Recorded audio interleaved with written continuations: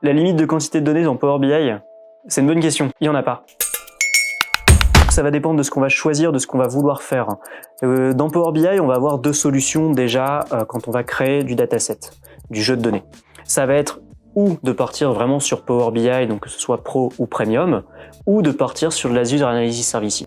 Dans tous les cas, la limite de son dataset, c'est la limite de la quantité de mémoire qu'on a pris. Et après, cette quantité de mémoire, ça dépend aussi de ce qu'on va mettre comme données dedans, comment elle va se compresser, et forcément, meilleure sera la compression, plus on sera capable de ramener des millions et des millions de lignes, voire des milliards de lignes.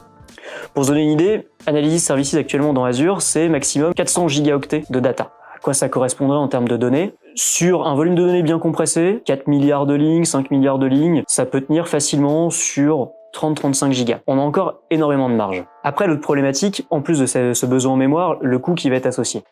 Et pour ça, du coup, il y a une autre solution, accès Power BI Premium, qui est la technologie d'agrégation que Power BI propose à travers ce qu'on appelle des modèles composites. Des modèles qui seront à la fois en import de données et à la fois en direct query, en connexion directe avec une base de données source. Et là, du coup, on a un niveau agrégé de données importé qui répond à une grosse quantité de questionnements qu'on peut avoir, mais qui est limité en termes de détails. Et dès qu'on va sur le détail, on plonge cette fois automatiquement dans le direct query et là on peut taper sur des bases de données type Azure Synapse Analytics pour dépasser les dizaines, les centaines de milliards de lignes de données au détail, tout ça avec un service qui répond le plus rapidement possible.